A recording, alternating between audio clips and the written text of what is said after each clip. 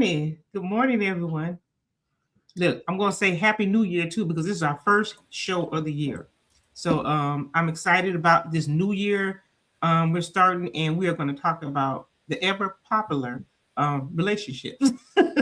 So I just wanted to put that out first, but I also want um, to share with everyone our panelists for today. And I'm so thankful that the Dr. Dwayne Dwyer has decided to join us. Dwayne, can you tell us a little bit about yourself, but professionally, so that viewers can understand who you are on the panel? And I would like each and every one of you to do the same thing. If um, Tawami can go. I'll let Miss Naisha go. If I mispronounce your name, please forgive. After him, then Michelle, Adrian. Nothing too long. So we can go ahead and get started. All right. So, as you stated, my name is Dr. Dwayne Dwyer. Retired Army vet, government contractor.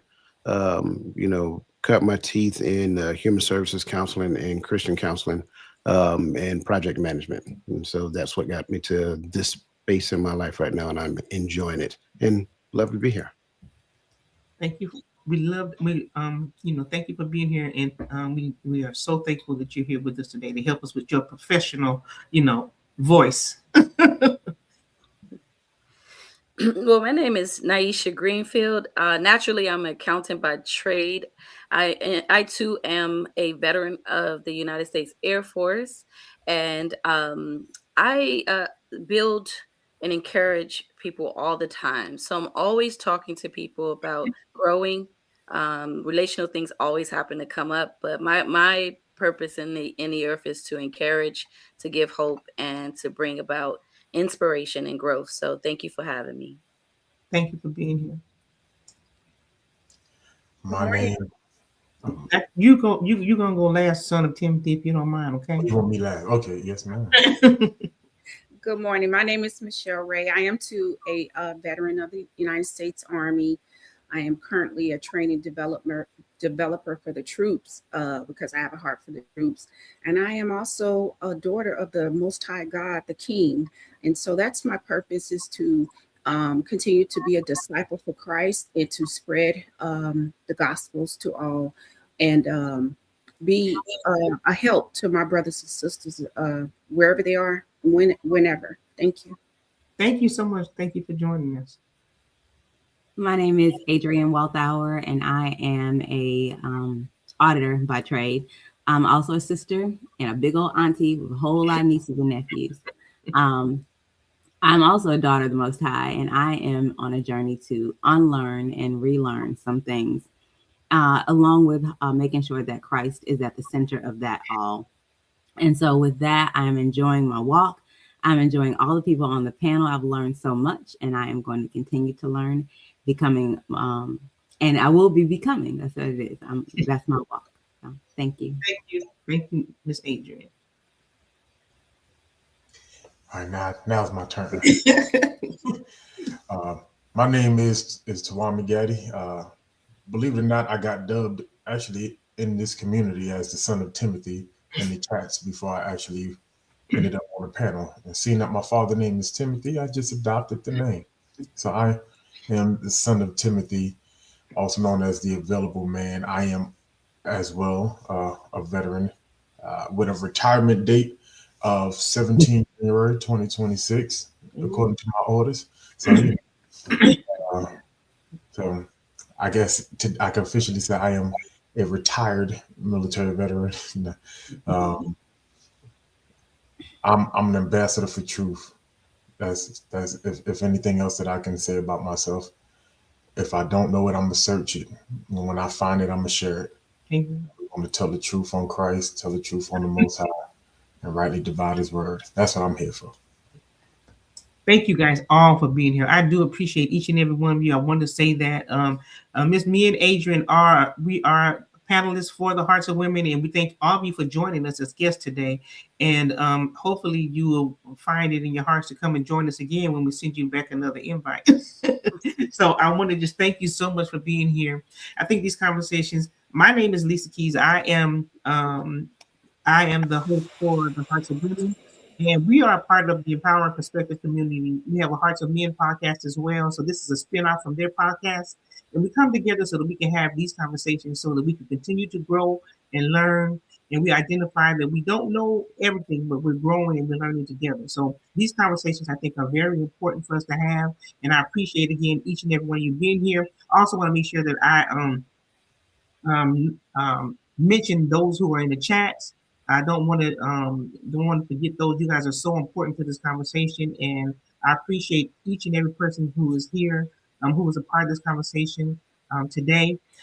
So we have Mari M, Miss Robin. Thank you for being here. Um, yes, it's Maya. Thank you so much for being here. Crystal Everett, thank you so much. Crystal Everett does so much in the background, we appreciate her. Her and Nick D for doing all the things that they do in the community. So thank you so much. Because it takes all of us together to come together to make this happen. So we appreciate you. So I had to put my chair down. Sorry. Oh, I'm sorry, Miss Chosen One. Thank you, Chosen One, for being here. I'm sorry I didn't see you. If I didn't mention your name, please do not take it personal. I did not see you. I'm just trying to make sure that I highlight those people who I was able to see, and I will make sure that I reach out or say something through this throughout this podcast. So thank you so much again for being here. Okay, so I'm excited about this conversation because I think that we always have to continue to have this conversation so that we can learn, so that we can grow, and so that we can be better together. So I wanted to talk about the design, how God's intention for us to be in relationship, right? And a lot of times we do have the conversation about relationship as friendship, as brothers and sisters in Christ. But I wanted to make this a little bit more focused on how we are to be together in covenant relationship together. In marriage, some of it's going to, it's all inclusive, so it's all going to lead back to us being in relationships as brothers and sisters. So I did want to I have some questions that I prepared, and we're going to try to spin off of some of those questions, and we're going to ask you to, if you have any questions in the chat, to please put your questions in the chat, and we will try to address those as well, because we need you to make this time together successful. So thank you so much. So I am going to go ahead and put the first question up, if you don't mind. Okay. So first question. If we're getting any feedback, if you just go ahead and mute your mics, and then I will mute up as soon as you get ready to respond as well. Okay. What does it mean to engage in relationship intentionally? And how can this shape our experiences and foster growth?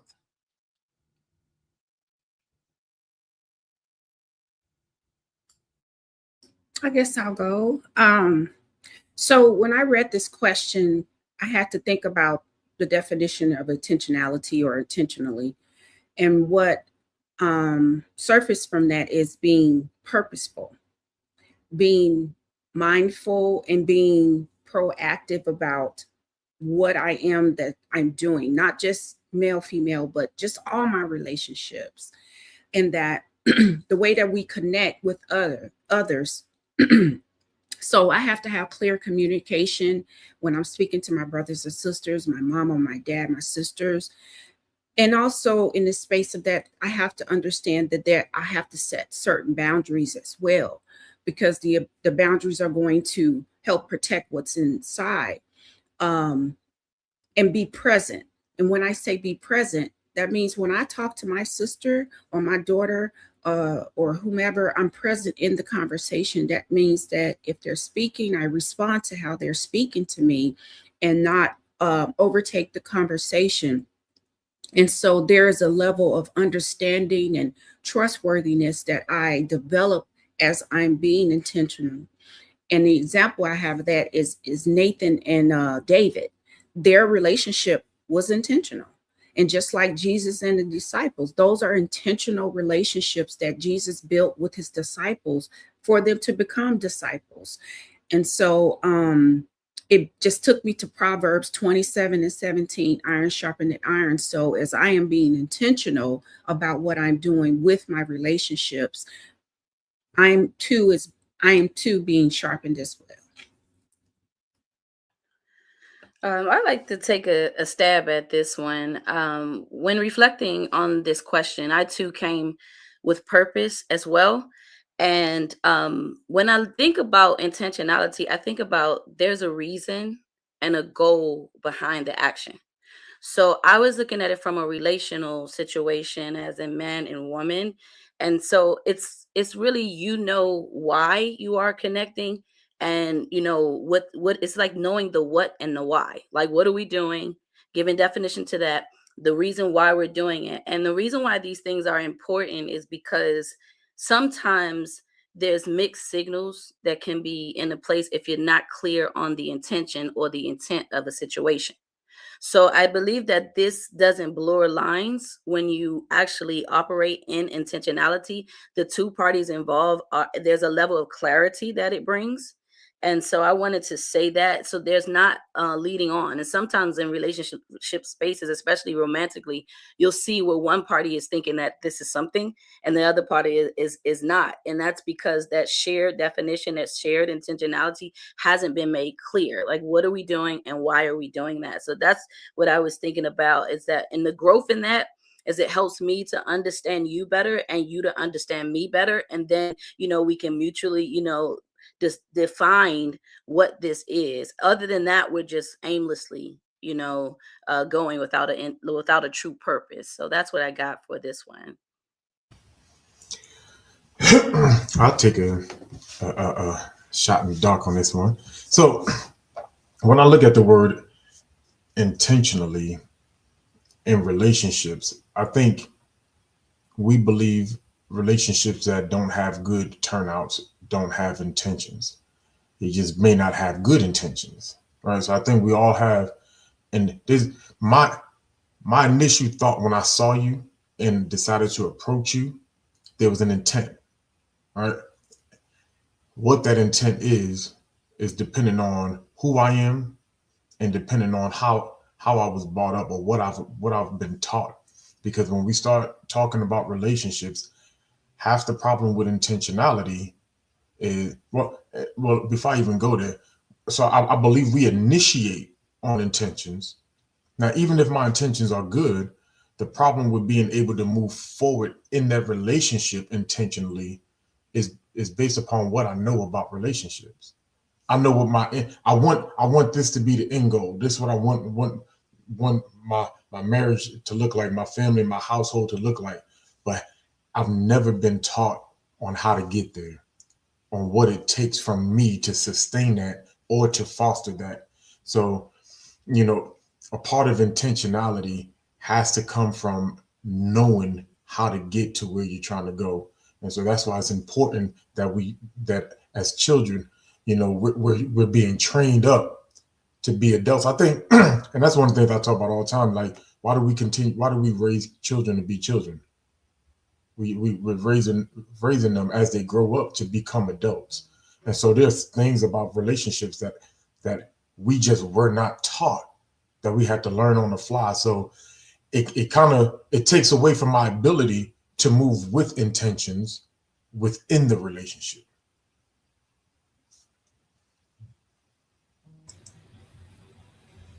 And I love it when Tawami speaks. I promise y'all. I'm sorry. When I went to look up kind of do a little research on this and what this meant as far as I was, my thought process, is I also thought about purpose.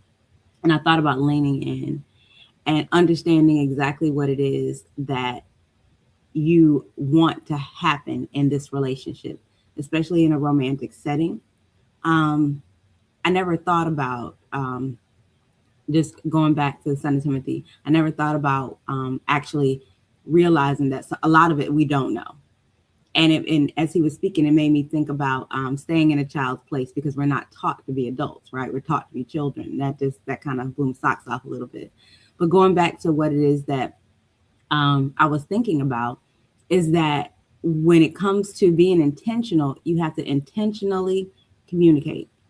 right? And I think that is the foundation. Intentionally stating what it is that you are actually wanting and looking for, and also listening. So stating that, but then listening for that for the outcome of what it is that you're looking for.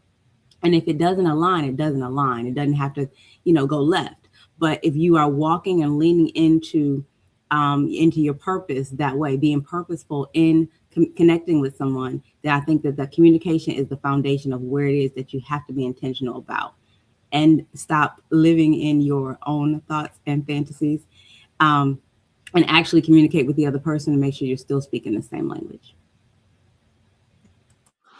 I'm loving all of these responses. And I mean, I don't disagree with any of them. I think looking at the first part of the question, what does it mean to engage in relationships intentionally? I think three things we have to understand: presence, expectations, and aligning actions with values. I think that's the first thing we look at when we start talking about being intentional. And I don't care what you're talking about. You can be intentional about your job. You can be intentional about improving your finances, be intentional about, owning a home within the next 5 years. Those three things will apply. So intentionality encompasses all of those things, but we have to go back and look at what are we talking about. Am I talking about expectations for someone else, or am I talking about expectations for myself? A lot of times we confuse it and we'll say my expectations is for the other person. Wrong. The expectation should be for self, right? It is all about aligning, again, going back to the third part, aligning your behavior with your values. I have an expectation to behave in alignment with the values in which I believe, and my behavior now becomes the evidence that helps me to understand that I am not necessarily where I think that I am. Now we can go back to the other part of it, because the other part of it is, I think, clear, is the most important part: purpose, clarity, and oh my God, purpose, clarity, and well, let's just stick with purpose and clarity for right now.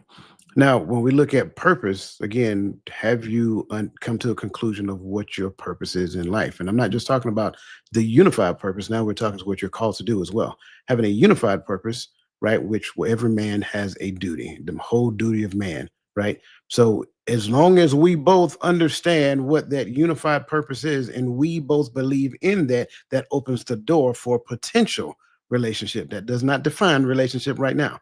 It just opens the door for potential relationship.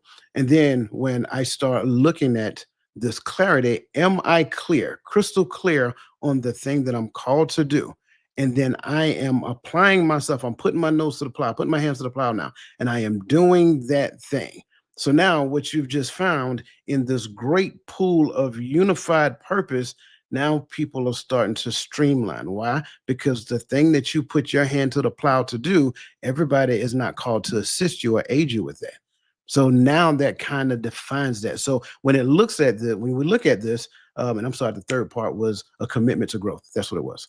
I had to look back at the question. When I looked at it, that was it. The commitment to growth, which means that now complacency isn't an option. Stagnation is not available for me. And if that's the case, when you meet said person, is do they have a commitment to growth? Are they growth minded, so forth and so on? If not, well, that's another one. I hate to say it this way, another one bites the dust. I'm sorry. We just got to be honest and straight clear with these things. So now, what does it mean to engage in relationships with intentionality, and how can this shape our experiences and foster growth? Relationships is a growth environment. That's it. I don't care how we talk about it. If we're not looking at relationship as an environment that forces us to grow, we have yet to understand relationship. I love every one of the responses. And so I wanted to just share as well, because when I thought about this, right, um, I thought about a scripture text. It's in Ephesians 5 and 15, right? It says, see then that ye walk circumspectly, not as fools, but as wise. When I'm thinking about intentionality, right?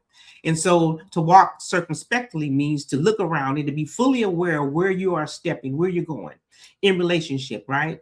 And that means that we stop and we make sure that we don't leave anything to chance.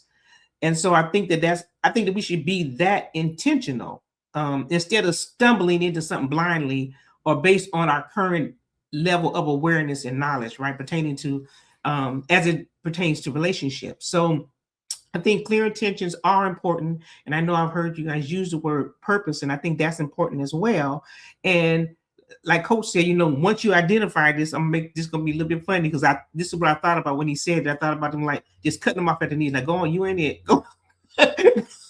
You are not the one. So that's what it made me think about, right? So it shapes our direction, and it leaves confusion out when we are intentional about entering into relationship and not into. I think Adrian used the word fantasy, because there's sometimes we enter into relationships with this fantasy of how it's going to be, and then because of that, you have your own ideal and fantasy of how you think it's going to look, and it doesn't, and then therefore there is issues that arise. So I think it's important that we be intentional as we enter into relationship. I'm sorry, anyone else wanted to add anything to that?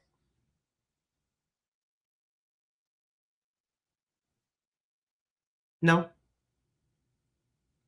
I think all the questions were good, and I want to ask this question as well. So when you think about now, right now, not prior to, this is not a question that's on a list, you guys. So when you think about right now, when you are considering maybe entering into a relationship, what are your thoughts? Is there yeah, I'm just going to ask you, what are your thoughts when you think about entering into a relationship now? For me, the word that screams out to me very loud is character. And the reason why is because, and it's character beyond what is being said. I believe that it's easy to talk, it's easy to say things, just like sometimes people just run down and answer questions all the time, but it's not easy to fake character. So I believe that in this season for me, it's less about what someone says and how they communicate and how they articulate. It's more about how they live and who they are when no one is watching, the integrity part, the accountability part. So character is major for me in this season, because that's what when you marry, that's what shows up, is really the person's character. And they can try to hide it, or perform, but really what you're really going to be tied to at the end of the day is the character, whatever that looks like. So that's a huge word that we can't miss in this season. For myself, is what I tell myself. You got to watch out for the character. So this question, before you answer, this question is lead into question number 2. So let's go ahead and put question number 2 up, and you can continue to answer this question as well. Question 2 from Ephesians: does a husband's love influence his wife's submission? I think that is from our last one, so I put the wrong question in there. Let's answer this question, because that is from before. I'm sorry. My apologies. So the question is, what are the dangers of rushing into relationship, and how can patience lead to deeper connections? So, Just in case you need me to repeat it, I will. I'm sorry.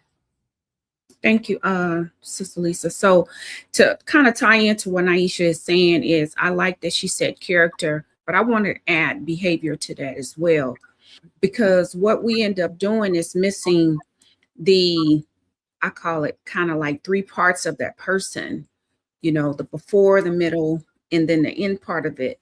And so I don't get to see all the different phases of this person, when they're upset, when they're not pleased with something, when they're okay with something, when they have an issue with something. How does their behavior show up? Do they know how to express themselves, and use emotional intelligence instead of lashing out or going off on you? So in the midst of that, you're missing that there may be a misunderstanding, or there may be some areas where y'all beliefs are not aligned. So if my beliefs or his beliefs aren't aligned, then there's going to be issues there from the beginning, and then we miss the red flags.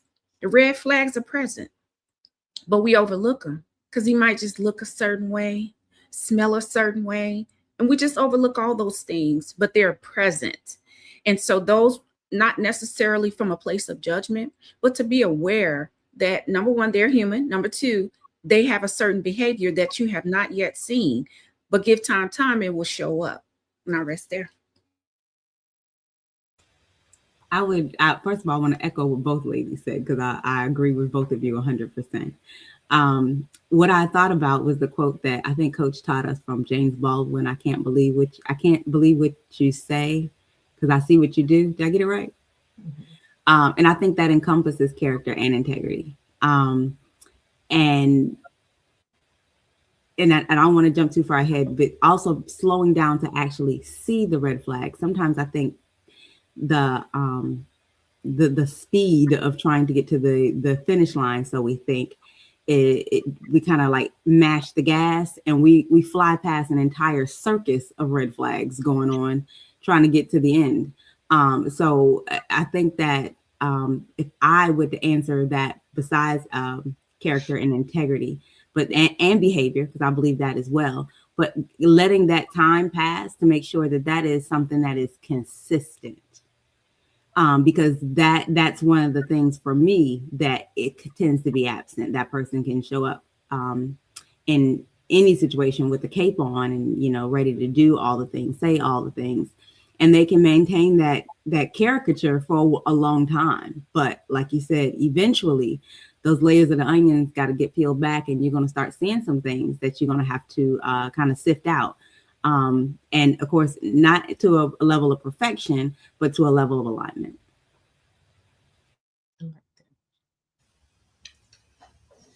Just so I'm understanding, we're going into both questions, right? The leading question and into this. Mm-hmm. So my first initial thought of going into a relationship is, where am I? I'm not even worried about them yet because they're not there. Where am I? Am I completely healed from what just took place from the last separation? Am I completely made into where the Father is taking me in this moment and in this season? Because here's the thing that we don't talk about. When I'm in transition, I can't give you the authentic me because I'm still redefining that, because he's taking me someplace.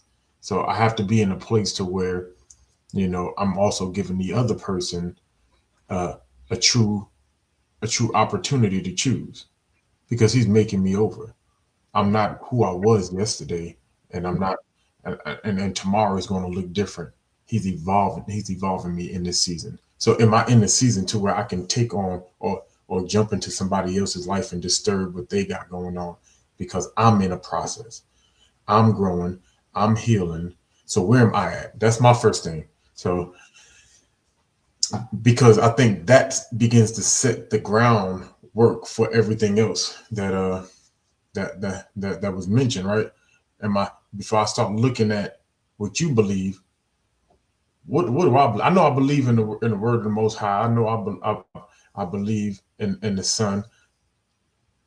But what are those things? Because here's the thing that Isaiah, the question Isaiah asks. He says, "To whom shall he give knowledge, and to whom shall he teach doctrine?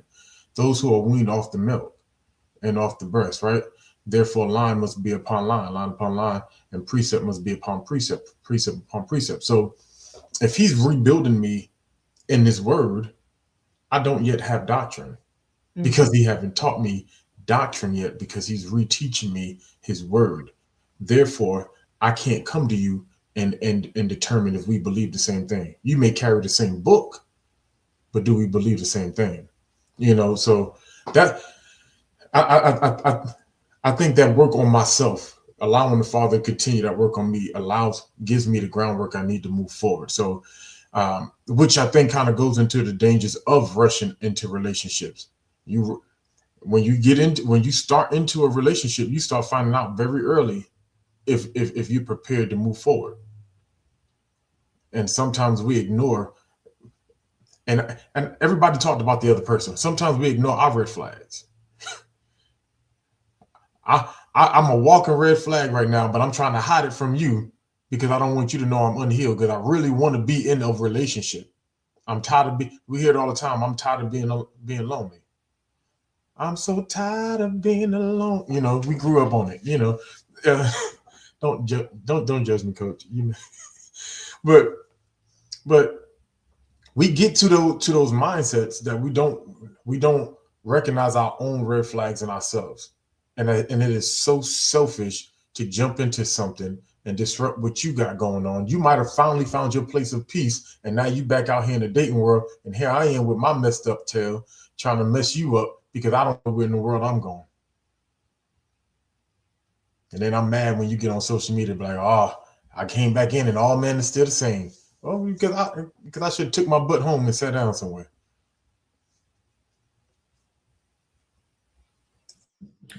First and foremost, Gad, I appreciate you saying everything I was thinking. And I'm not mad at that, because that's exactly what I described in the beginning when I started articulating the first question. I think, number one, we got to stop listening to the doctrine of Beyonce. Yeah, I think that's where a lot of us struggle. We're quick to get to the finish line, but you ain't even know what you're buying. You don't know what yeah, exactly. You don't even know what you're getting into, right? You're so quick to rush to the finish line just to say, oh, I got this, oh, I got this. Yes, absolutely. My job is to make sure that I am in position, that I am actually postured to actually be able to have a healthy relationship, to be able to usher me and her in the direction that he is calling us. That's my responsibility. And I should take that responsibility. I shouldn't take it lightly. I should be laser focused when it comes down to that. We talk about the red flags all the time. We never talk about the green flags. And you know what? Green flags can be deceptive.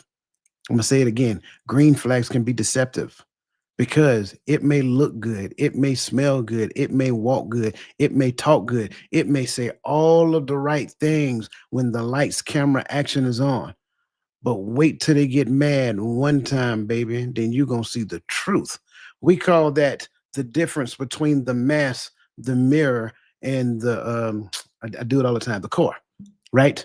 The core is the hardest person for you to change. There are some core beliefs that you have about yourself that was taught to you when you were younger, and you've done a really good job of pulling the blanket over that and covering it up. And when people see you, they don't see your upbringing. They don't see the things that you've been through. They don't see the unhealed trauma that you have yet to deal with. And then when they get in relationship with you and they start talking with you, and next thing you know, the self-centeredness comes out, the arrogance come out, the me, and me's. And oh yeah, by the way, let's not forget about the old saying, happy wife, happy life. So that man gonna end up spending the rest of his life chasing the happy that she have yet to articulate to him, and he's gonna end up running around on a hamster wheel. So I want to talk about the green flag, because the green flags are deceptive. We talk about the red flags all the time. Those are easy. That's low hanging fruit. I can see when a person lose their temper. That's easy, especially if they do it on social media. Ups, X, delete, unfollow. But what happens when you meet them face to face? What happens when you get to talking to them and you start to understand who they really are, because they can't wear that mask for but so long? Stop rushing to the finish line. Stop listening to Beyonce. Stop allowing your mama, your daddy, your granddaddy, your grandmama to rush you into something that you may not necessarily be ready for.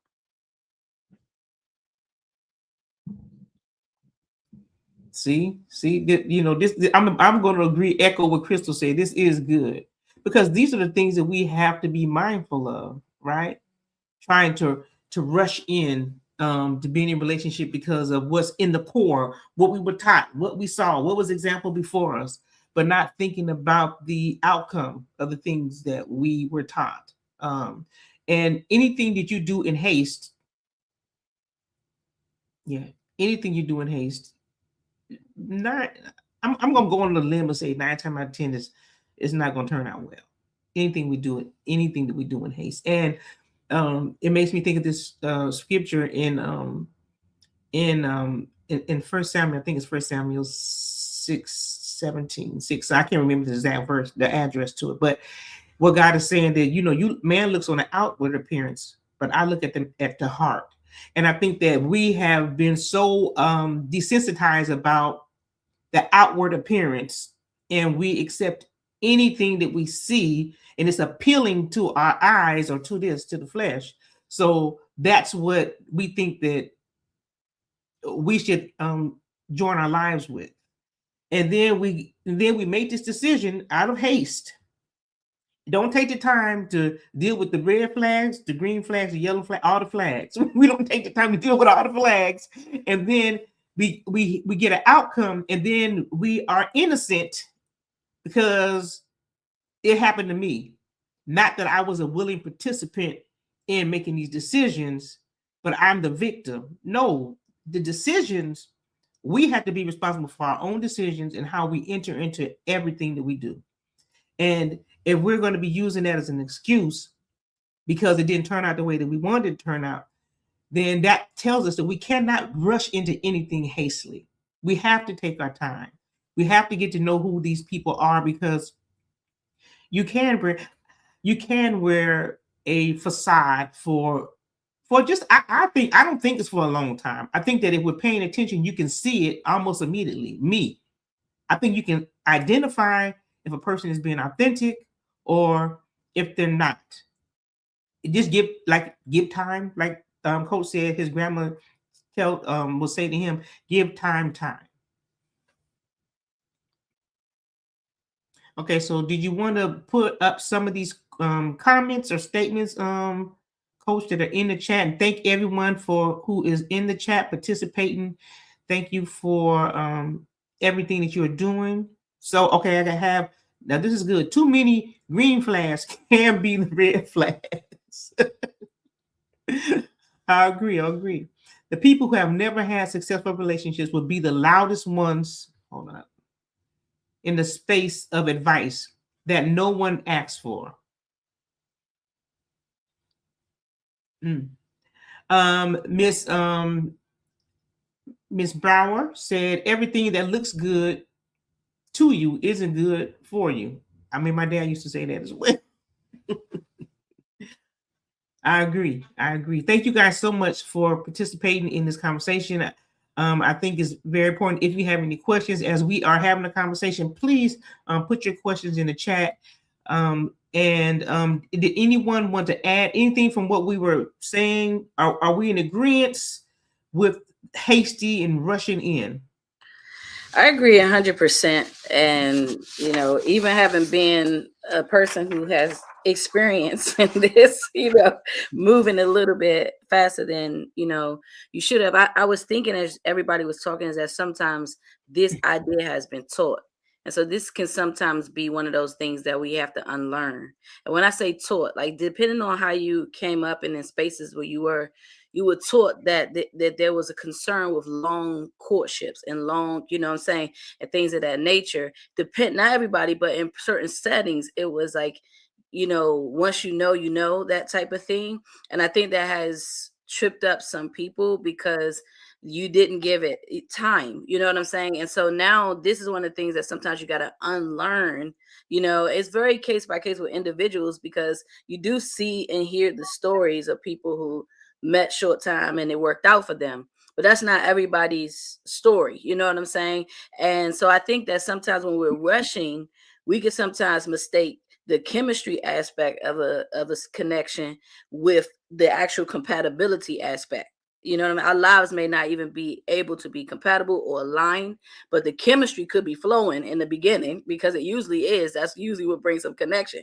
And I can mistake that as meaning that this should be more than what it really should be. So I think slowing down is like driving down that road. You know what I'm saying? You passing the exit, you didn't see the full sign because you went so fast. So yeah, I agree 100% with everything. That I think we're all on the same page. Like, take your time, slow down, don't rush. So Yeah, I had a question. I'm sorry. My apology. No, it's okay. I was gonna just ask a question, and maybe you can. Actually, it's about your comment, and just from the chat, because I agree 100% with what Son Timothy said. And I think sometimes, especially when you're talking about having your own search in your own healing process. We'll use that healing process, and where you just kind of just want to be in a position to where you will be the best candidate for someone who's looking for a romantic relationship. You know, you need to take that time out to work on yourself, do some things that are but you still have the desire, right, for other relationships, but you know that it may not necessarily be your time. My question would be, is that how do you handle both thoughts at the same time? Like, you know, you are not in a good space for someone, not necessarily perfect, but just not in a good space, but you still have the desire, and your human needs still wants that connection. So how do you handle juggling both? Man, I see Coach smiling because I know he's gonna clean this up after I muddy it. Because I can only really speak from me, right? And sometimes, you know, in the space of things like this, men may not be the best advice giver. Because my thing is just, hey, the way I look at it is I have to discipline myself long enough till I get comfortable about myself, to where I'm not in a rush. Is there a still a desire? Yes. Half the time the desire come from, you know, when I see somebody, I'm like, boy, hold on, wait a minute. I need to rethink this. What's your, you know, but then I gotta go tell myself, go on, sit down, go on back home, go on, do whatever you gotta do. You know, I keep that main focus in my mind. But I'm a homebody in the first place. So you're not going, unless you at my job, I'm not really going out and about searching or finding people, right? So I become comfortable in my own space. Not so much that when he makes me, when he prepares me, when I get to that point that I don't want nobody to come talk to me no more. I don't want nobody to interrupt. I'm stuck in my ways. I'm not to that point, but to the point to where I'm not in a rush to go bring somebody into this space to disrupt it, or to go into somebody else's space. And here's my main kicker. I understand that the Father has a plan and a purpose for me in this season, and I'm not going to disrupt that, because that's what's most important right now, is that He completes the work. And when that time comes, how do we know we're ready? That, I think, that is the real question. You know, for me, how do we know that we're at that place now that I can, you know, move forward? I ain't say I had the answer for that one. I just said that's the real question. I think that's a really good question. I think the thing that we really don't do a good job with is trying to determine the source of a thought. So me having a desire for a thing, sure, that's an obvious thing. Me understanding the thing that I need to do in order for the desire for that thing to be a healthy desire, something totally different. When I look at just the pure desire, it's coming from a place of probably habit, something I've conditioned myself to do for so long, being in the company of another person. And then a lot of times, and you see it all the time, you're in a relationship, then that relationship ends, and then the next thing that person jumps into another relationship just like that. Why? Because they're accustomed to being with a person, and they feel like they can't function unless they're in some type of, you know, connection of that caliber. But if I understand, like Gaddy said, I just went through a thing. There's some things I need to understand about myself. There's some things I need to repair, all this other great stuff. When you understand that thought, is that thought aligned with what you really and truly believe? Yes. Is this thought aligned with what I really and truly believe? But it's aligned with what I really and truly want. Perish the thought for a while. Suffer that to be so, because at the end of the day, this one does not serve you well. This one does. Put more time, energy, and effort in the repairing, rebuilding, and restructuring for yourself. For men, it's all infrastructure. Why? Because we have to shoulder the weight of the family. So if I do not have the infrastructure, you cannot put a structure on top of me and it lasts. That's the thing. So now I have to build from the inside out. Doesn't matter what it looks like, because whoever she is, she needs to be building from the inside out as well. Go read what is it? Proverbs 31. Go read Proverbs 31. That should tell you what we be looking for. Build from the inside out, right? Don't worry so much about, I ain't saying ignore the outside now, but I'm saying don't put so much of your efforts and attention on the outside that the inside is rotten. That's easy for us to see in our mature age. Now, when we was about 19, 20 years old, blind, nose blind, really, I mean, Ray Charles blind, like you just blind to everything. You know what I'm saying? Because all we see is, all right, then, yeah, to come to my house at 3 o'clock in the morning. All right, then. No, good and well, your grandma told you, say, hey, ain't nothing open after a certain time of night but the gas station, and y'all know the other one. So that's what I'm saying. So that's that. You have to understand which one serves you well and which one don't. So my answer to your question is question the thought. Question where the thought come from. Does the thought serve you well in that moment? And then which one you should go with. Because when you exercise metacognition, thinking about what you're thinking about, it will open doors for you. I just wanted to add one thing. I don't want to hold us up. So when Coach said the word serve, I thought about also sometimes we enter into relationships where we want to be served because this is something that we have been used to or a behavior that we have adopted, that he needs to serve me. I am the prize. And so when I first started hearing that, I was like, what is that? What does that mean? And so in my mind, I was like, wow, that is utterly selfish and self-centered to believe just because you're the woman that he has to serve you. No, it's a mutual respect. And that's how you build the respect and trustworthiness within the relationship, is that it's a give and take. I value him, he value me. And that's all I wanted to add.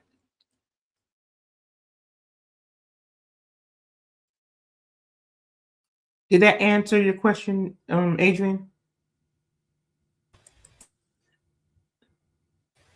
Yes, it did. I just to add to that caveat, I was having a conversation with my sister Lisa, and I know that was something that we kind of touched on a little bit, but she wanted to kind of cover a little bit more here. And I always thought that it was a healthy thing to put those things that we want, kind of like the dreams and the hopes, kind of like in our dream and hope box. And I still want this thing, but I'm gonna cover this box up and I'm gonna put this on the shelf because right now I need to be completely engulfed in the Most High and unlearning things that I've learned.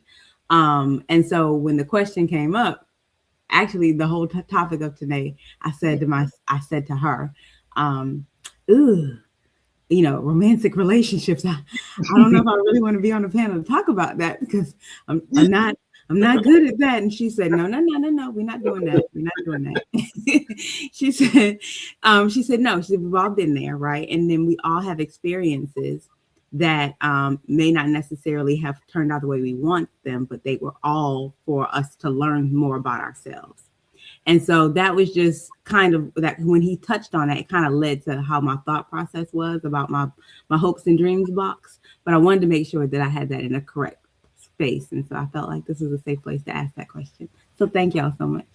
No, thank you for answering the question. As I was listening, I heard two things. I thought about chemistry. I thought about making decisions based off of chemistry, and I thought about emotions, right? And emotions are something that we have, but we have to use them the right way. So when I began to learn about how I responded with my emotions, before I started doing my, professional development in personal coaching, right? I was making decisions from my emotions, and it never turned out well, right? So when we are focusing on chemistry come and go. It just comes and go, just like emotions, right? It's not sustainable. It's not going to last. I think someone put in the honeymoon phase. It's not sustainable. It's nothing you need to build a foundation on.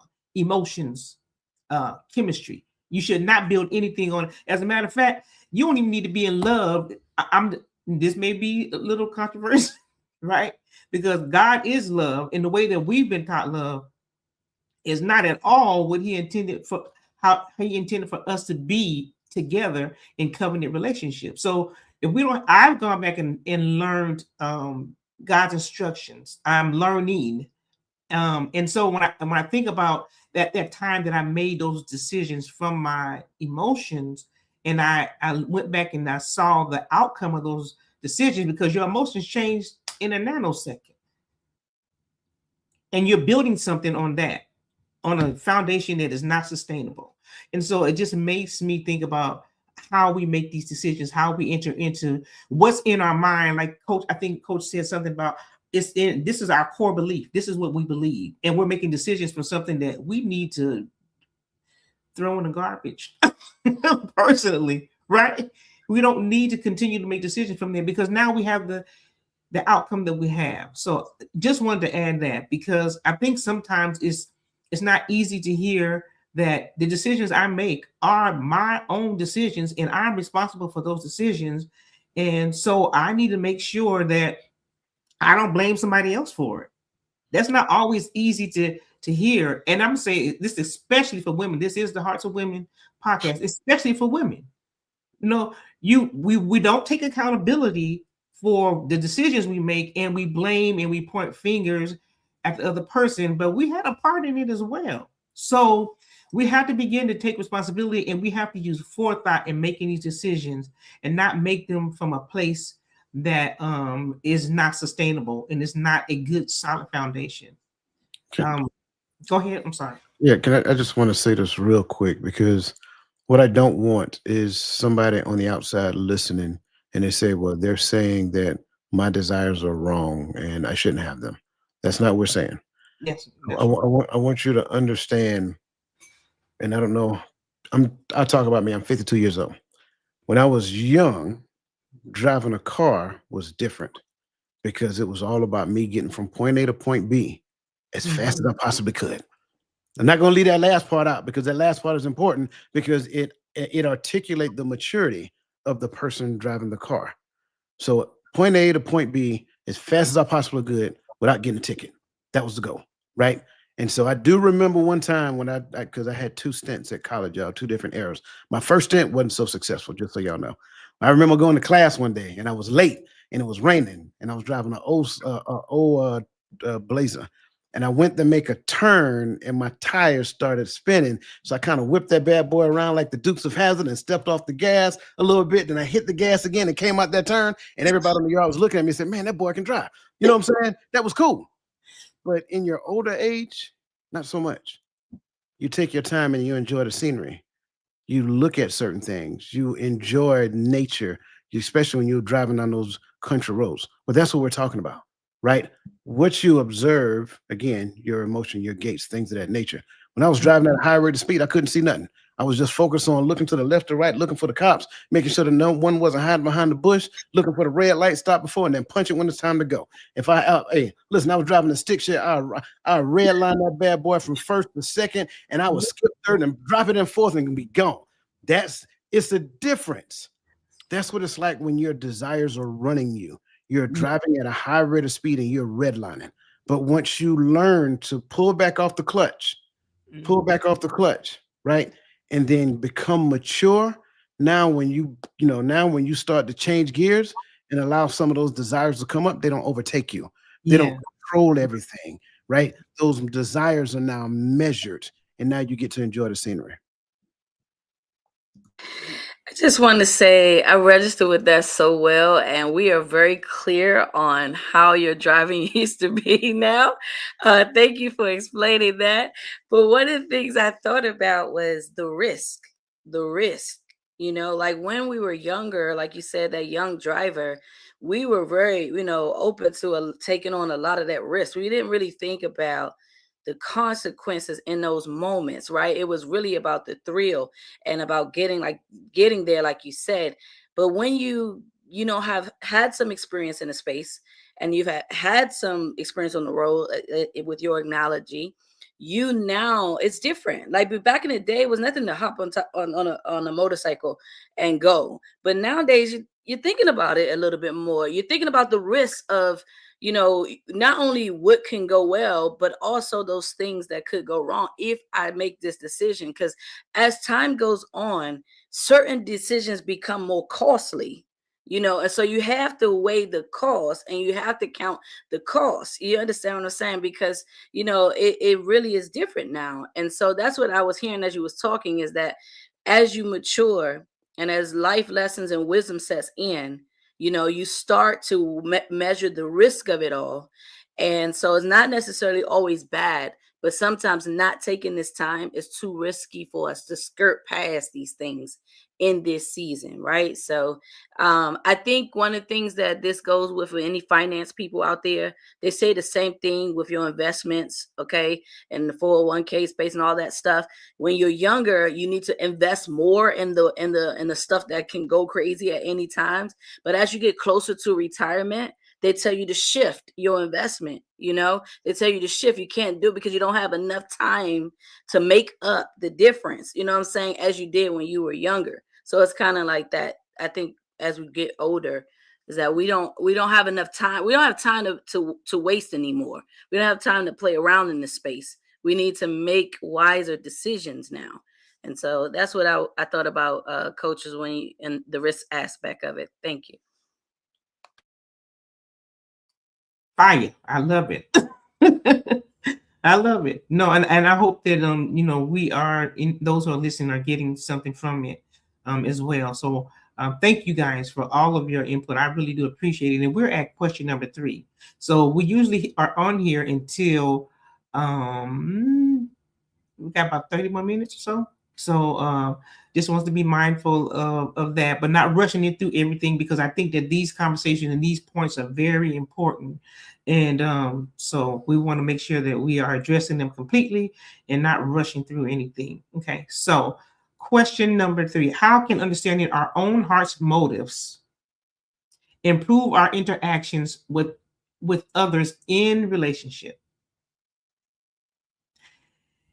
And I think I'll start this one off, if you don't mind. So it made me think about, when I think about the heart, right? And what the Word of God says pertaining to the heart. The heart can be deceitful. That's what the Word of God says, right? And it says desperately, and who can know it? And so it made me think about we all, I think we addressed part of this already, but I think it's so important for us to continue, to tease this out as well. So we often trick ourselves into thinking that our motives are pure when they might be selfish, when we're entering into any type of relationship. And so that's why we have to, guard our heart. And I think Coach mentioned the metacognition. Think about what you're thinking about. What's your intention? What's your purpose in this, right? What are your motives? And how can us taking that time to do that improve our relationship with others? And we talked about forethought as well. I think that is so important that we take the time. I mean, go through the entire scenario, right, in our minds. If I do this, then what's going to happen? What's the outcome based on the relationship that I have with this individual person? So that I just wanted to add that before you guys jumped in and answered this question. So I was thinking about my old Army times and what I do now. So we have a thing called a deliberate risk assessment. And so when you do that risk assessment, it's deliberate because it's going to, pretty much address all the safety issues that may arise. So thinking about this question, I thought about being deliberate, being clear, and with my values and my beliefs when I'm entering into the relationship, right? And so therefore there isn't any left or right, that I can go. They're clear and they can understand it. Now at that point in time, they can say, well, I don't know if I deal with that like that, but I think being very forthright, upcoming with the person and letting them know where you are in your life, not giving them your resume, but just giving them where you are as far as your beliefs and your values. And so that way it kind of shapes and molds the relationship of where it may be able to go, because now we're in agreement that we both have this likeness. So everybody that knows me, my family members, whoever, they know I love the Lord. So there's no way that I'm going to go look for Tyrone. And Tyrone's still in the streets. Tyrone's still doing everything that I don't agree with. I'm not going to do that. So Also listening and being empathetic, listening to the other person, not listening to respond, but listening to really hear what they're saying and to receive it, because the best way to respond is to listen. And so in order for me to respond, I have to hear what you're saying in that space. And again, being present in the conversation is going to help clear up some things that you may have questions about, and being authentic and meaningful.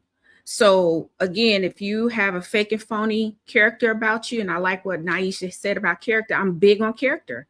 If I see you fake and phony, then I just say, okay, not for me. And I continue on. So there will create a mutual foundation for both of you guys to where understanding where she's coming from. So, you know, there are people that say, like, man, she don't play. Like when they say that, that means that there's no room for foolishness. And I believe in the space in my life now, there's no space for foolishness for me. So I'm going to be very direct and very forthcoming with what I'm thinking about as it pertains to relationships. I think I'm gonna jump in early on this and get out the way. Um, as I read this question, you know, how can understanding our own heart's motives improve our interactions with others and relationships? The first thing that comes to my mind is self-awareness. Now, like what I mentioned last night, you know, there is no self-awareness when I am self-absorbent.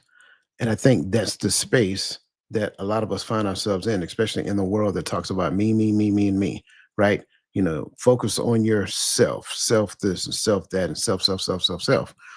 Well, for me, when I consider this, understanding my heart's motives, I kind of mentioned it previously, what I believe, what I actually do, understand that there's a gap between the two and help me to better, better shape what I am doing, so that it's more in line with what I believe, not from a space of compliance, but from a space of transformation.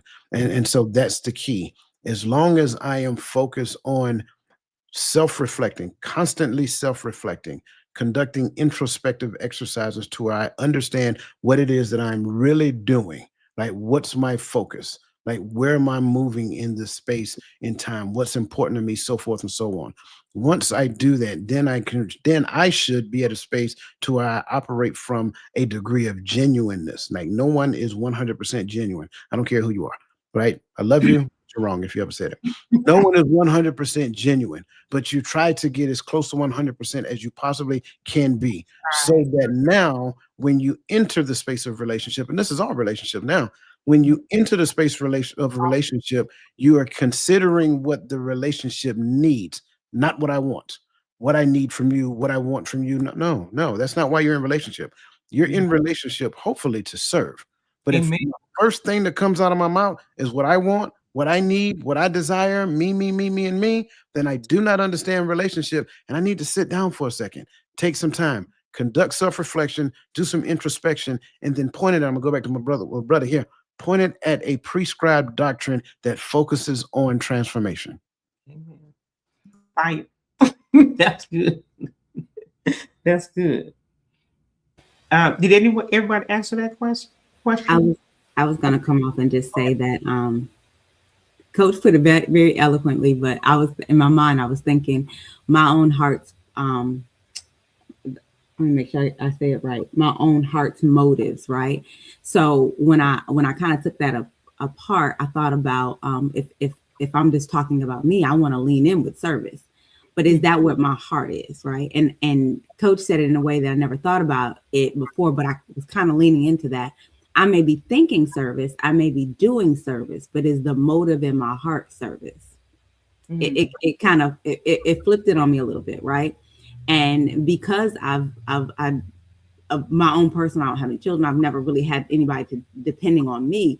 Everything I've pretty much done has been kind of self-serving, even though I am in service to other people. I mean, just, being transparent. So because I know that's in there, and I'm glad that Coach said that about being 100% genuine, because I know that that's there.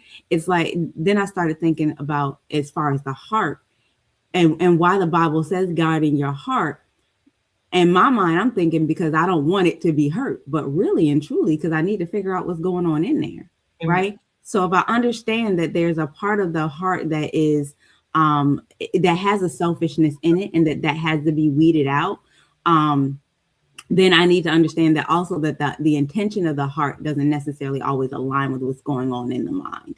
So I thought about that. And then, as you know, the son of Timothy talked about, where you are in your own life and what it is that you absolutely need despite your desire, then that puts me right back into the place of understanding that what I'm thinking may not necessarily mean what I'm desiring, and why it is so important to protect that and guard the heart.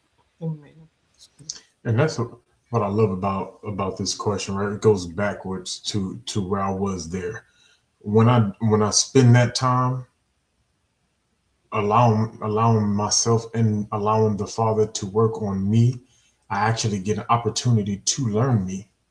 And I think that's the space where I can now be honest with myself about what a relationship means to my life, to my walk.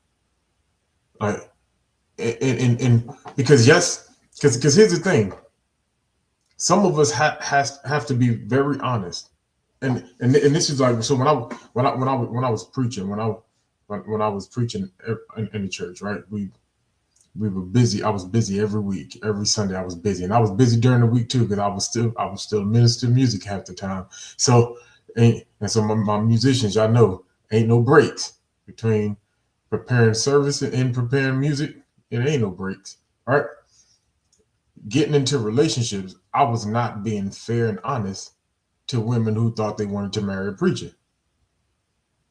Like, hey, all this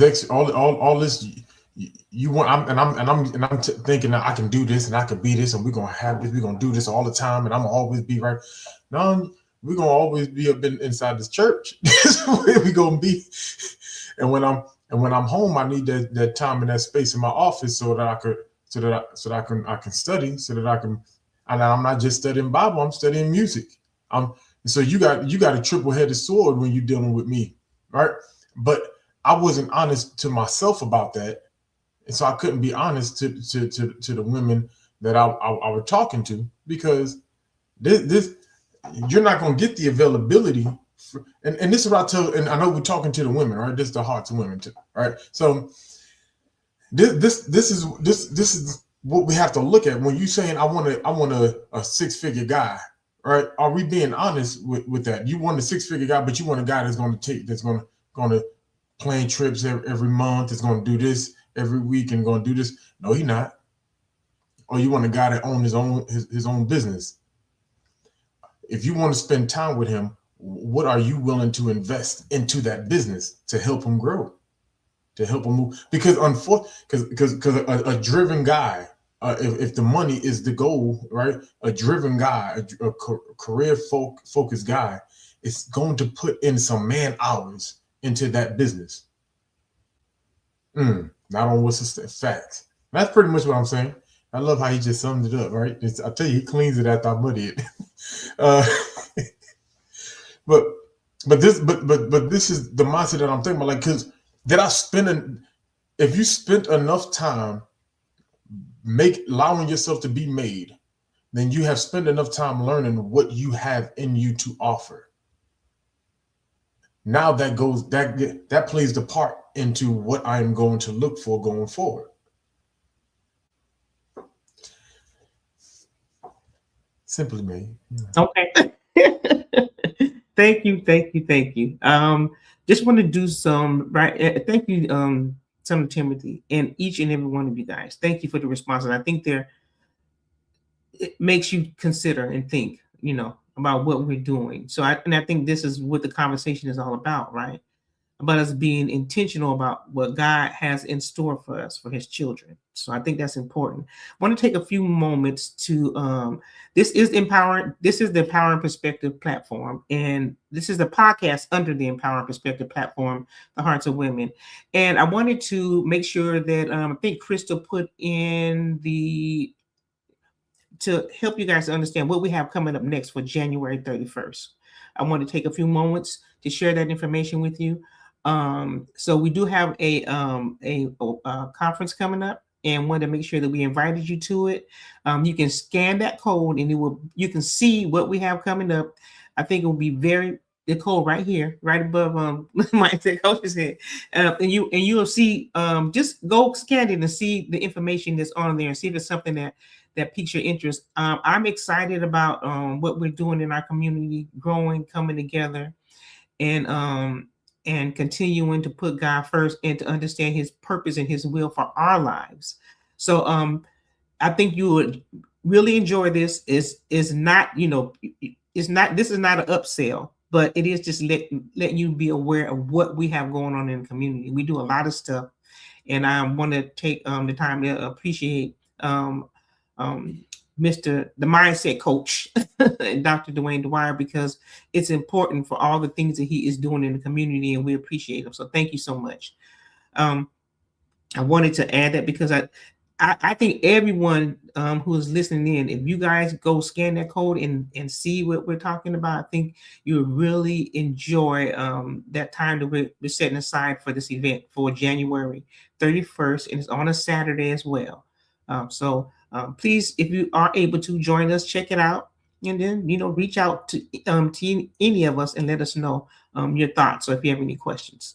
Okay, so we're almost coming to the end, and I want to go ahead and set the order for us to get ready to close out. We're going to do one final question. The next question number 4, we're going to do that question, and then we're going to do our final thoughts. And we're going to start with Gaddy. Go around and up, and I will to coach after everyone else, and then I will close it out. But this is our question, okay? So just want to make sure this the final question? Yes. Okay. We ain't gonna have time to do another one. I don't think. Yes, this is the final question, and then final thoughts after the final question. Gotcha. Okay. So, what role does financial stewardship play in building a strong marriage, and what does the Bible say about managing money? What you doing over there? Say it. Just say it, because I don't. What are you talking I'm requesting Sister Naisha to go first. That's all. Okay. No, because that's right. The money man. Okay, so let me ask the question. So we know Naisha's going first on this question. She's gonna set the room in order. Okay, so what does financial stewardship? What role does financial stewardship play in building a strong marriage, and what does the Bible say about managing money? I feel like God has a sense of humor. I am not surprised about starting here. Listen, so I'd like to first thing, how people like to say that money isn't everything, right? People love to say that. And deep down inside, we know that to be true. It's not everything. But at the same time, we can't dismiss that it is something, right? And that's why I like to tell people, like, no, money is not everything, but money is something, and money is important. And in the space of a marital relationship, you want to know how we know that this is important? Because this is one of the one reasons why marriages fall apart. So we cannot continue to allow people to think that it means nothing in a relationship, because it's tripping a lot of people up. The reality of it is it's not everything. It shouldn't rule over you. It shouldn't be the guider. No, but you cannot dismiss it. You do have to press into those areas to gain understanding, because of the fact that what we're tripping up off of is the mismanagement and the misunderstanding of how we are going to handle the finances when we come together. But before we come together, there's already some management going on in financial spaces, or the lack of, that we need to know and we need to understand before we cross those markers. Because a lot of times people are skewing over this subject because the love and the like is so high. And then you wake up and you're in this situation and you're like, wow, I have connected myself, or I'm that person who mismanages money all the time. That individual has connected their life with me. And now we're wrestling inside the confines of this, covenant, that we have now established it. So it's when there's not mutual understanding of what our financial situations is going to look like and how we're going to handle our affairs, it's an issue. So I like to say financial stewardship, it builds trust, okay? But it also demonstrates care. And it's displayed through responsible behavior, which ultimately communicates safety. So it's like the lack of financial stewardship, it produces the opposite of that. It's a breakdown of trust. It doesn't demonstrate care and concern for all parties involved, and it's usually irresponsible behaviors, and therefore someone in that situation ends up feeling unsafe, right?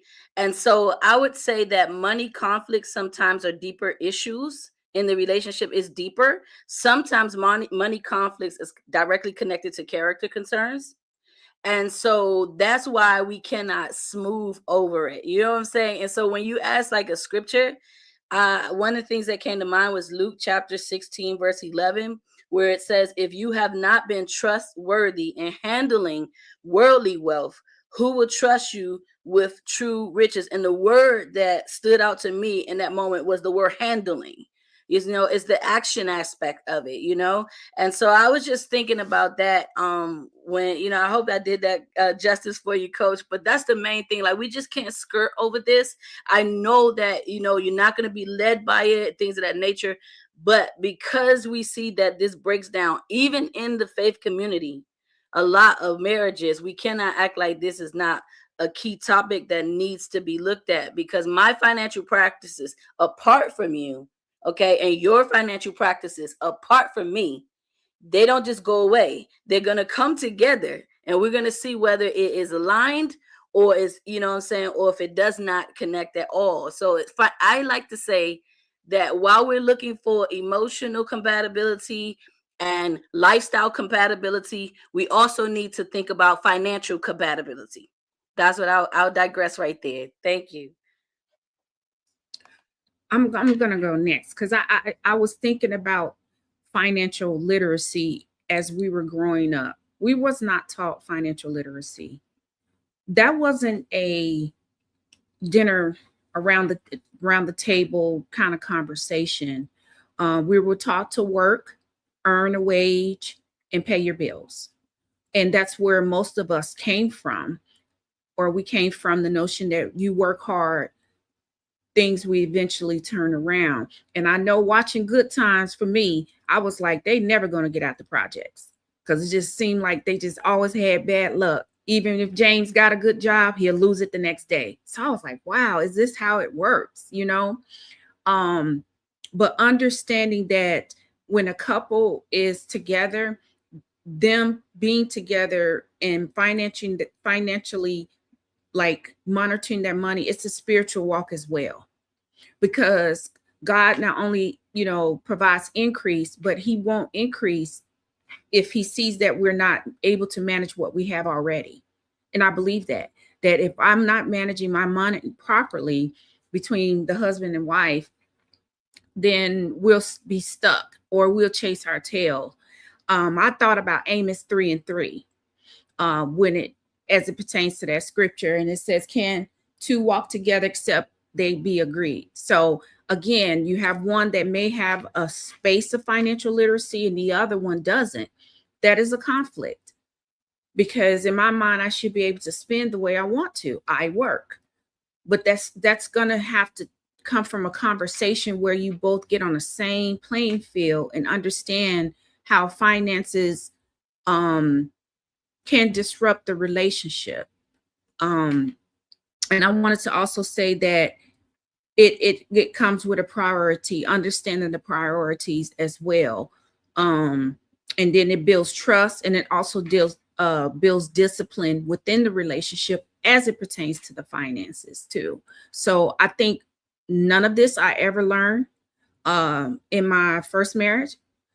We were young and we had money and we spent, and not thinking about later on in life how that money could help in other ways. We just wasn't there because that's not something we were taught. So not blaming our parents, but just merely the fact that we have the opportunity now to teach our children financial literacy, or just talk to them about finances and understanding when they enter in a relationship with another person, that it's a responsibility, and you don't get to bring all that baggage and how you mismanage money into the relationship.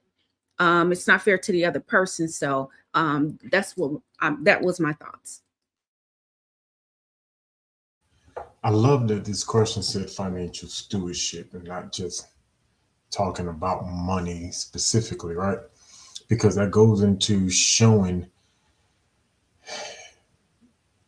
the responsibility or the responsible nature that you ought to have into looking at money. I think this conversation becomes a hot topic because we have this aspect of you have to provide this specific life that only, you know, that only 1% of the population lives. And I don't think people look at that because we allow what we've done. And this goes to a lot of what we talked about today. We live in this society to where everything seems glamorized.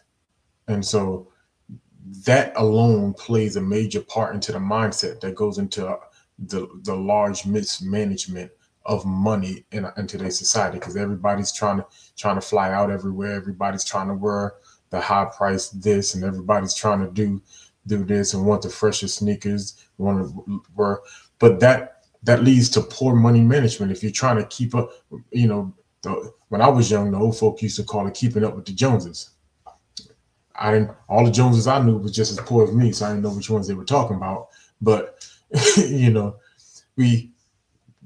so we have to get to a place to where we actually create true expectations, right? So the expectation is if you're a woman saying the man is going to the man needs to front 100% of the lifestyle financially, then the question is, what kind of lifestyle are you willing to have so that he could do such things? Oh, well, that's why you only date what?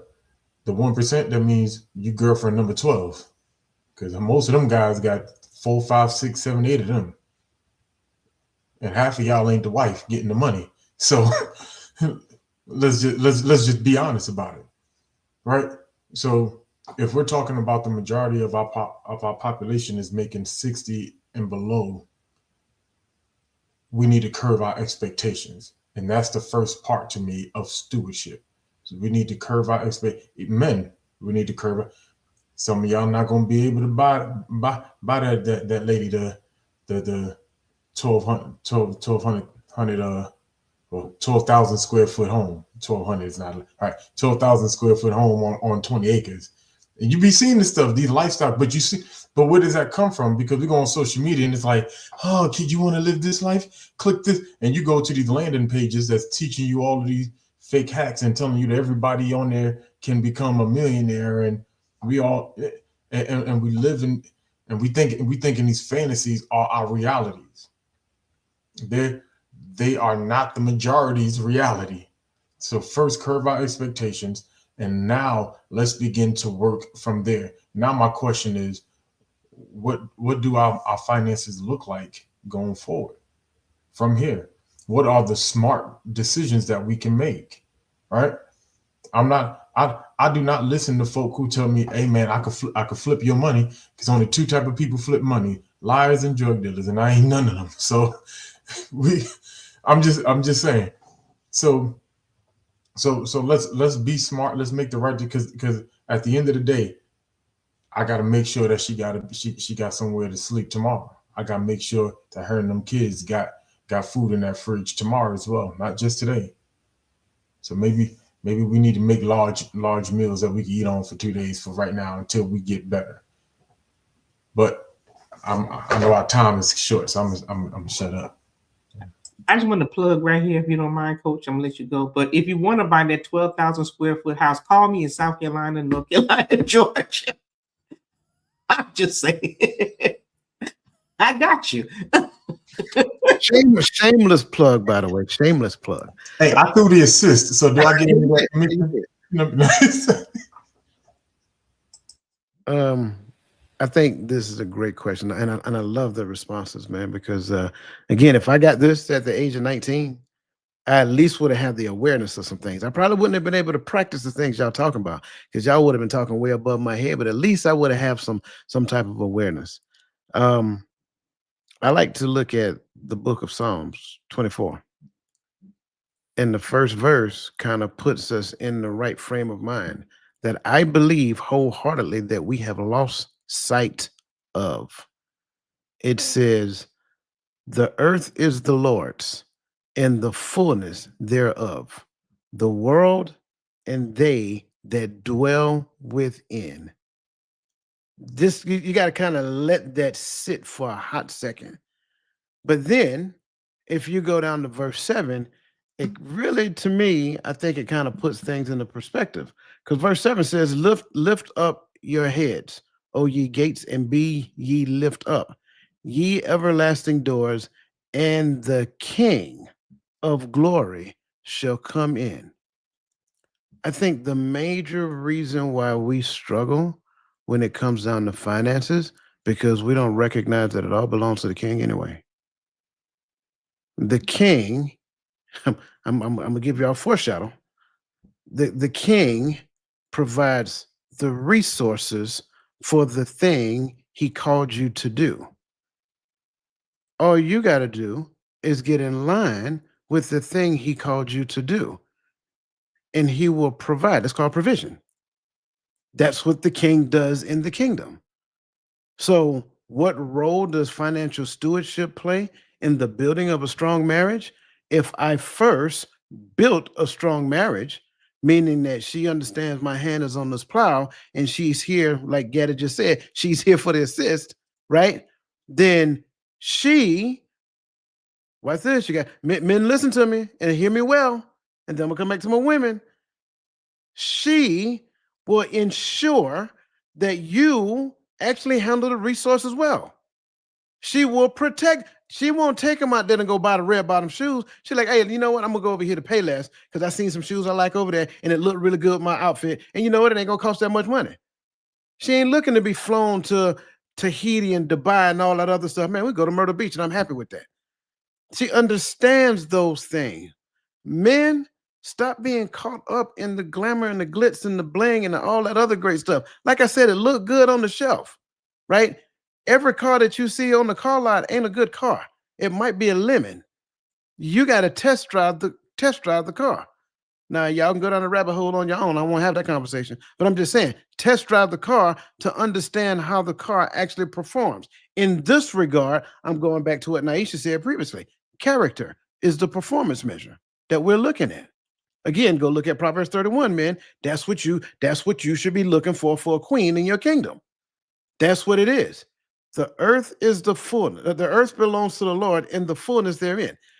If we keep in mind that that all of this belongs to the king, we are a part of the kingdom and we are called to steward his goods, then he gives us resources to steward. And that's it. I love all the responses to this question, and I just wanted to add to this. When we think, as we're preparing to close and give our final thoughts, that as we begin to think about being in relationship and stewardship, right? God has blessed us. When you have your children, you are to be a good steward over raising them up in the way that they should go. When He blesses you with a mate, you're coming together to prove His will. And what does that look like? What is the vision? What is your husband's vision for that household? That First Corinthians 11:3 that gives the order, right? The Everything that we have, even our employment, everything God blessed us with, and we are to steward that, right? And it's for us to steward and to be a blessing to others, not just ourselves, but the first home, right?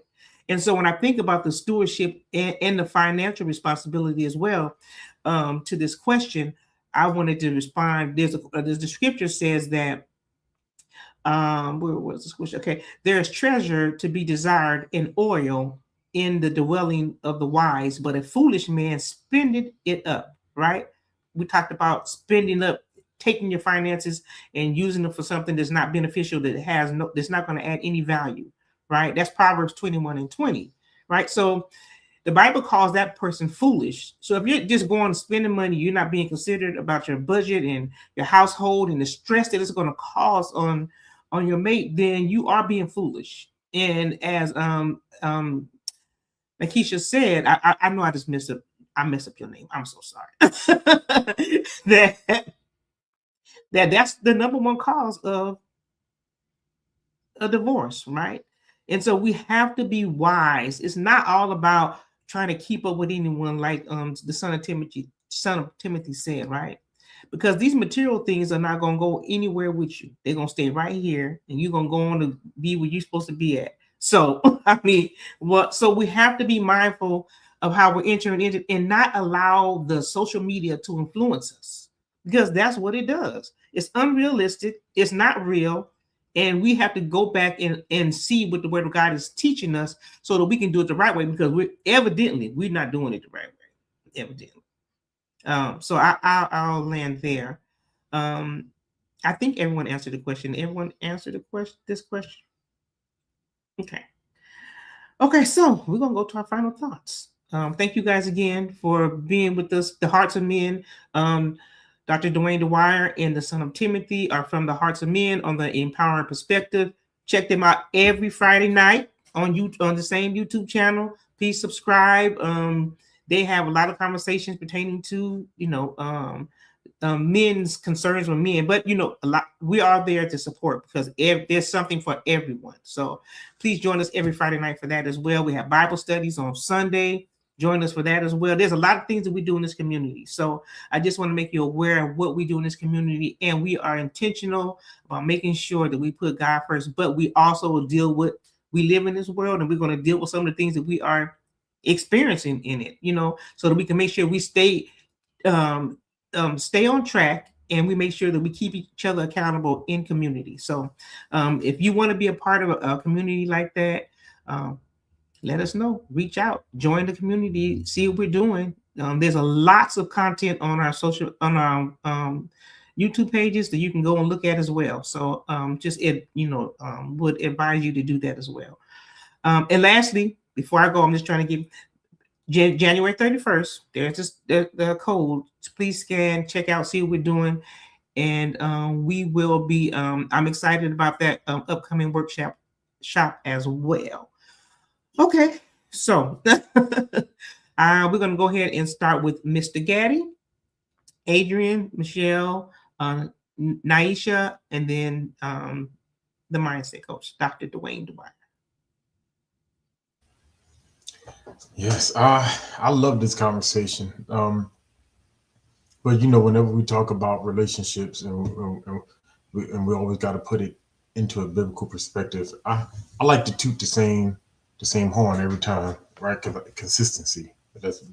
So when you look at Ephesians 5, everyone loves to talk about Ephesians 5, and if you heard me talk about this, you've heard me say this before. But there's two elements in here that we don't focus on. At verse 25, it says, "Husband, love your wives, even as Christ also loved the church." And it's our job to do the work to see what that all entails. And being a steward of your money is a part of that. Being intentional is a part of that. Provision is a part of that. Leading and guiding your family and keeping yourself under the protection of the Most High and in His Word. That's a part of that love, right? For Christ did what? He gave up His life for it. He came. The scripture says that He, finding not robbery to be equal with God, came down and to put on, the fleshly armor of man, right? So he gave up His life to be the groom, the bridegroom to the church, right? And so vice versa, as man, that's who we are called to be.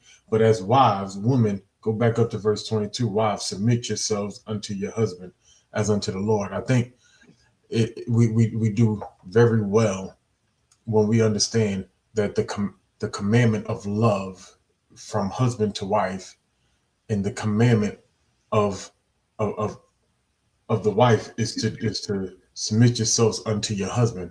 It doesn't mean as a slave unto a master, right? Because that's how people try to spin it to make what the scriptures say sound bad, right? But as unto the Lord, as unto the Most High, right? That is our service to the Father, is to do what He commanded us to do.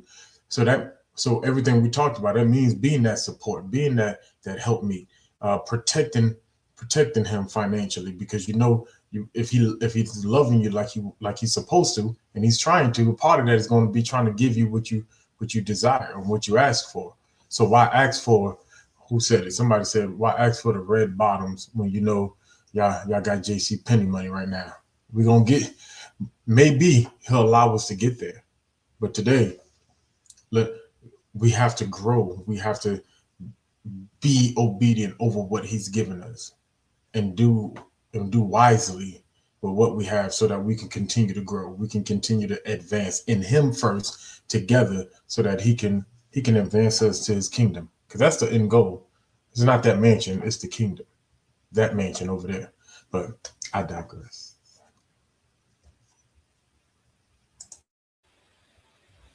I truly, truly enjoyed this conversation today. I thought that it was impactful, it was helpful, and it allowed us to see some things more aligned than the things that the world has taught us, or that society currently is trying to push upon us. The one thing that I'm going to take away from today is definitely being self-aware. And I believe that when we focus a little bit more on being really aware of what it is that you have going on, before you start trying to align yourself with someone else, making sure that you are a good steward of finances, making sure that you do have the correct heart intention, making sure that you are aligned with what the scripture says that you should be when in looking for the person that that you believe that the Most High would have you to be with.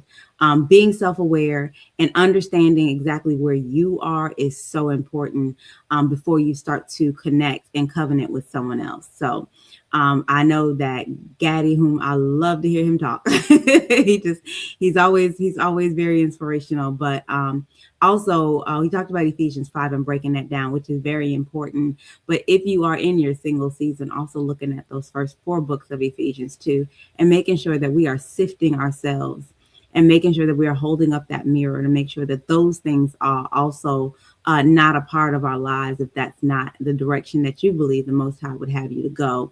Continuing to grow in your individuality, so that when you come into covenant, you can grow together, which is so important. I know the phrase falling in love is so important, but don't fall because it hurts.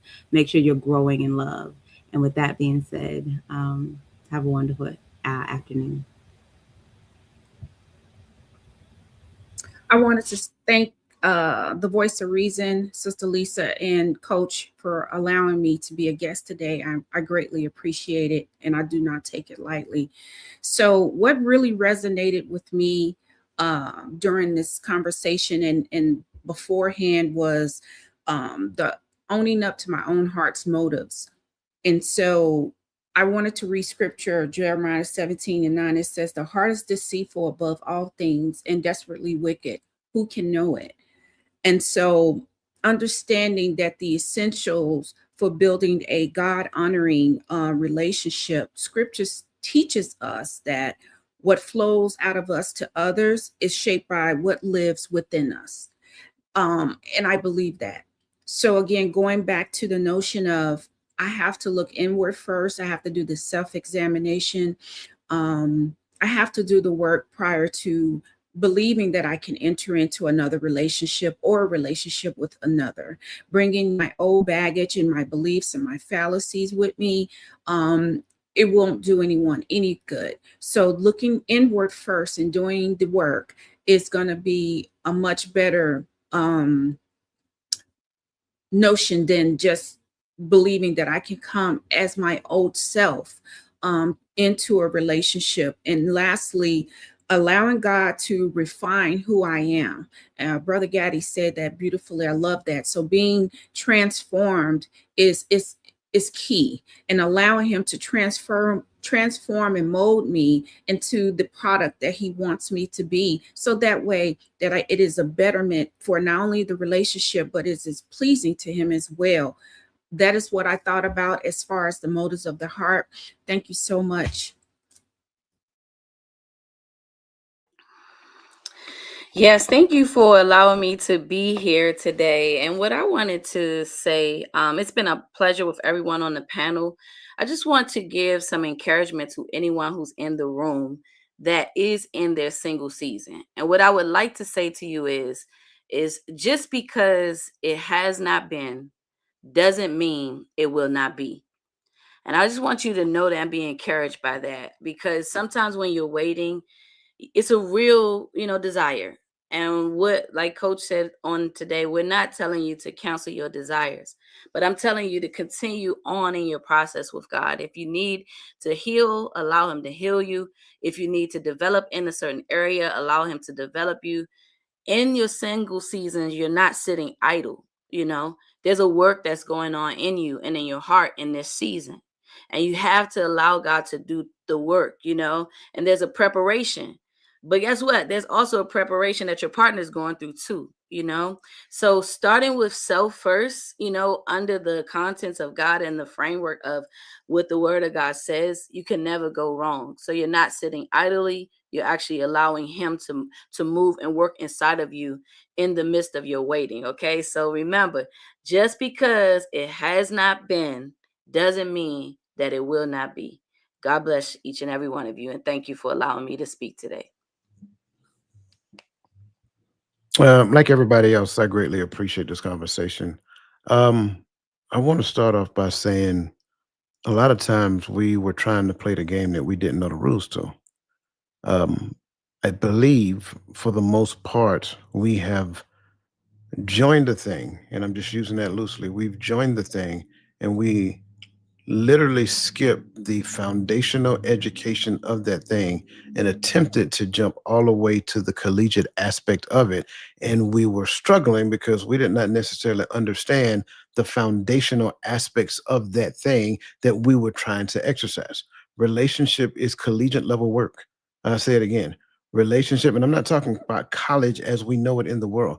It is collegiate level work in the scriptures, but we miss the foundational training. If you didn't get the foundational training, understanding what the law is in the beginning, then it did not position you and posture you properly so that when you accepted the gift of God, which is salvation through Christ Jesus, it did not posture you properly to be the expression of your understanding of who he is. And more importantly, for you having a good understanding of who you are. So now you're in a space of wanting to exercise collegiate level work, but still have not understood the foundational aspect of it. So in your singleness, if you are single, understand what responsibility and accountability means. If someone tells you something about you, believe it. Do the research on you to verify the thing that they're telling you about you exists or not. It's important for you to look. Don't reject everything you hear about you, because 9 times out of 10, you are rejecting the fact that you have blind spots. Everybody has them. A lot of us live in this life through the lens of entitlement, and they believe they deserve everything under the sun, but they have no measure of sacrifice for anything that they receive.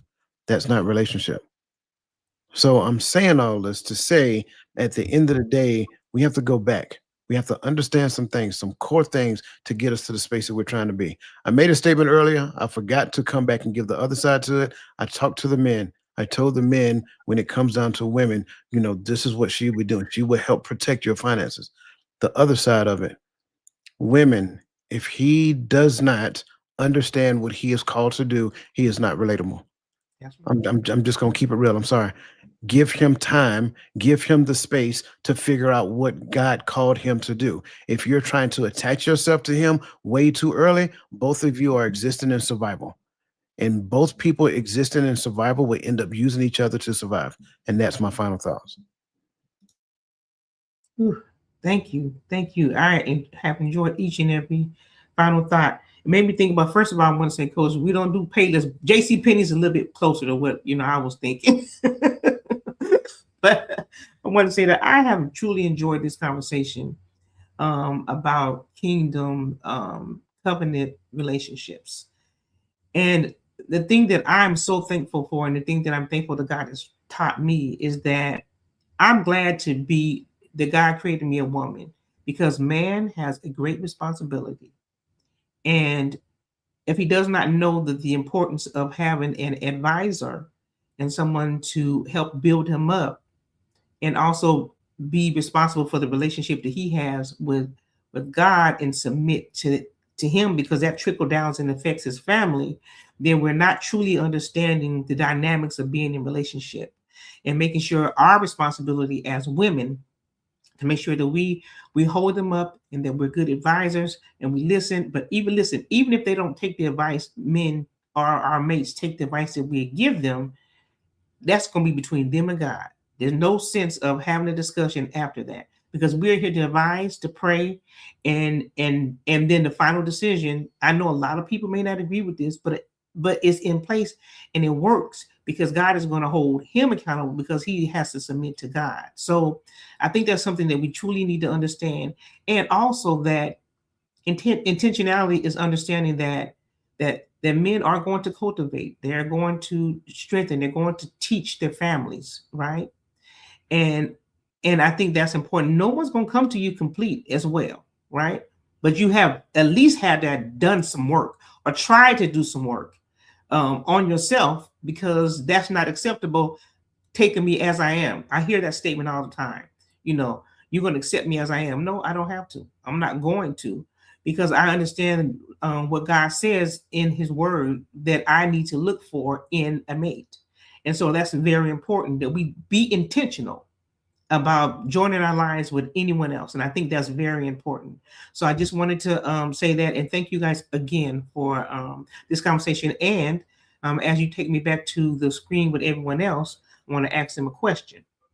So we have requested for part 2 of this conversation, because we did not finish it. So I have to ask the Hearts of Men and ask Miss Nisha and Michelle if they would come back and join us for part 2 of this, and that would be in February. I'd be happy to come back. Yes, absolutely. Put you on the spot. I would be honored. I would be honored, sis. Okay, Mr. Gaddy, I got to ask him, because I know he'd be busy. I'm gonna commit now. Okay. Okay. Dr. Dwight. I'm in.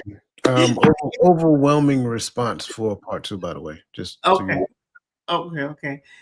Thank you guys so much. I really do appreciate it. I think what was you saying, Coach? I know you were messaging over there. You're doing some hand signaling. No, what I just said. Overwhelming response for part 2.